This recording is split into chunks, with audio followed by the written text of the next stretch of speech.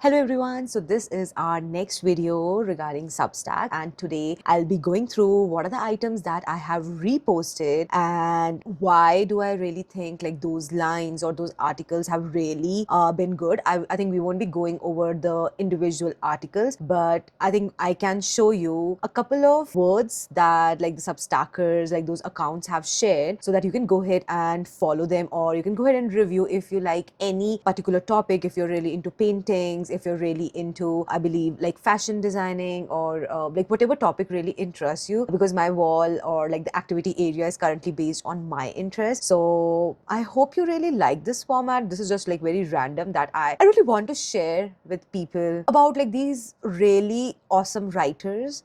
And certainly, like, because these type of words don't really, I do not find these words anywhere else that really hit me as much as the words on Substack do. And apologies to anyone because they mentioned that talking about Substack outside of Substack, that's a huge no-no. By the time I read that thing, I was already, talking about Substack to my partner, to my friends, to everyone, and I cannot shut up about it. So yeah, I would want to go through a couple of these articles.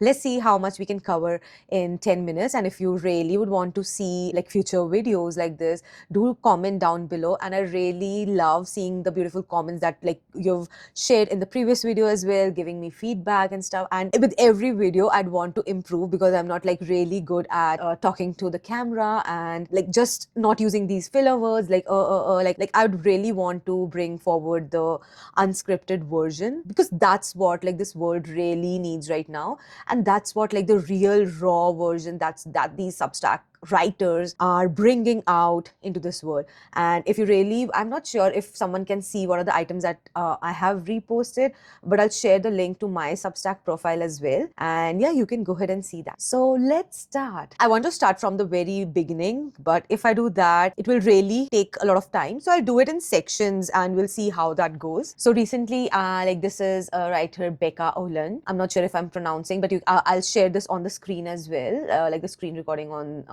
the video as well. She mentions Substack needs to have the ability to highlight and add notes as you read and then save them in a folder you can return to later. And I totally agree with her. I'm not sure, like there was an app that like we used to do that, like we could highlight something like that we want to save, and all of that used to save in that app.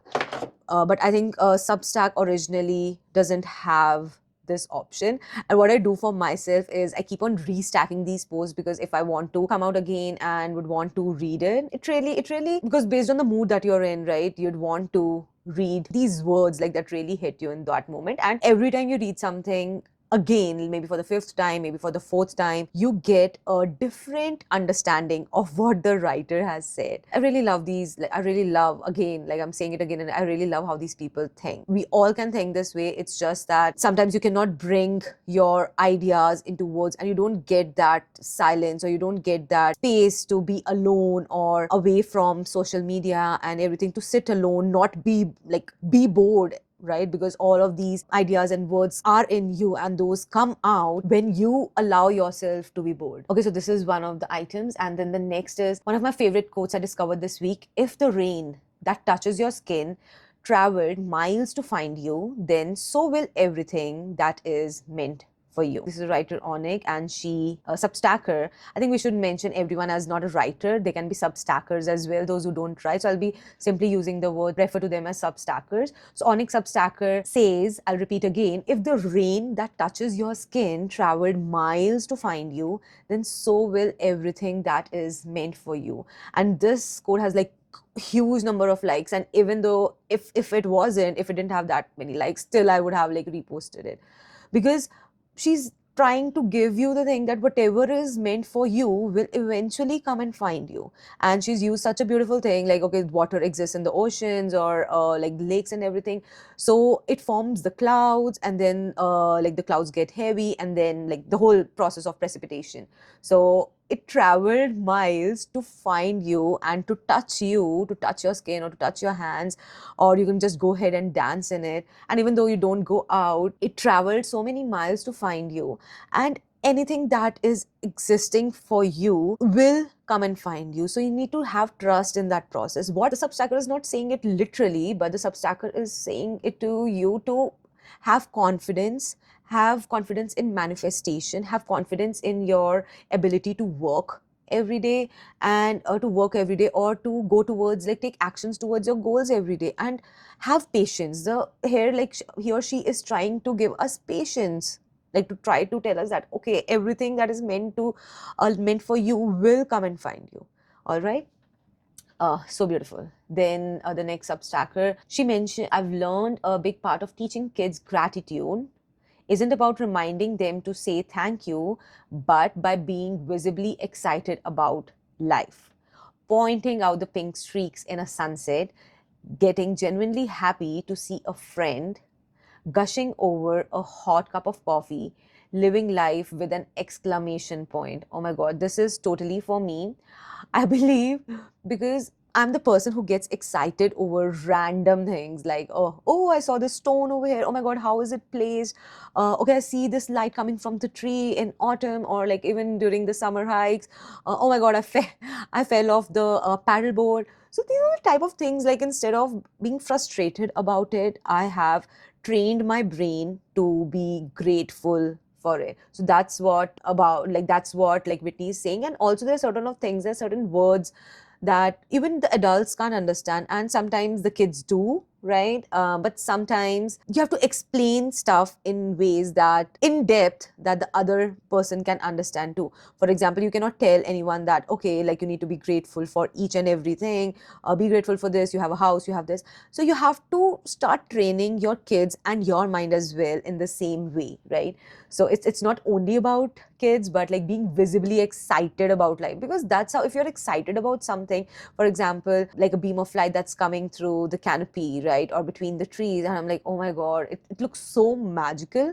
And I think that really, in the sense, brings gratitude that you are noticing things. And I think the human brain, we are so used to being in the to and fro of everyday life that we really miss out on these things. And like the pink streaks in sunset, getting genuinely happy to see a friend, gushing over a hot cup of coffee, living life with an exclamation mark. And I'm all like, oh wow, okay, this, oh this. And I really like the excitement that I bring with me to each and everything. Okay, we still have a couple of minutes. The next is stoic productivity. Discipline is choosing what you want most over what you want right now. It's the decision to do the hard thing when the easy thing is right in front of you. It's not a one time choice, it's the same choice made 1,000 times. That's how you build the life you want. So that's a very beautiful thing, and I really need to practice this because I really understand it. It's like not like I do not understand it, the importance of discipline. For example, if I have to practice something, if I have to practice going to the gym, or I have to practice going to the swimming every day or every second day, right? That's where I'm like, okay, it's winters, I can give my body rest. And so there should be a balance between giving your body rest and the discipline that you are aiming for.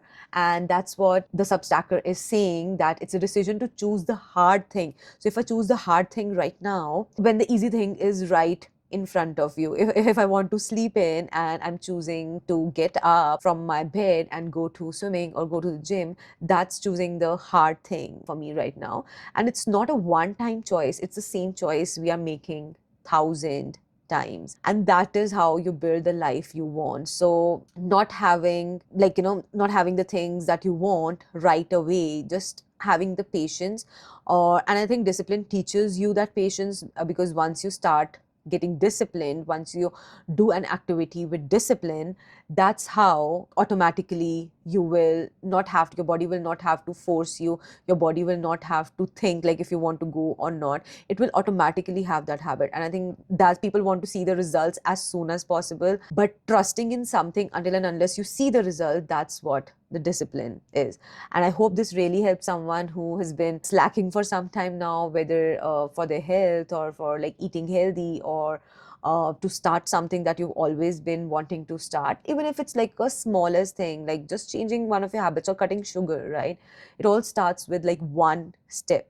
If you're having like 4 like teaspoons of sugar and you even cut it to maybe 1 or 2 teaspoons, I think it is still progress, because if you see like the whole 1 month of like maybe 30 days, you've cut down how many? Approximately, if you do 2 daily, you've cut down approximately 60 teaspoons of sugar. That is a lot. That is a lot. By half, you've already cut down sugar. So these are the type of things. It's still progress for you. Write it down, see it at the end of the month, see the progress after the end of every month, what you've accomplished this year or since last year as well, because slow progress is still progress. Okay, a last one for today. I read a quote that said, you can be the prettiest shade of green, but you'll never be enough for someone whose favorite color is blue. And it really stuck with me. It's so true, because you can be the best version that you think you could be, or like maybe your person can get, or maybe your friends could get, or maybe anyone in your life whom with you you have a relationship with.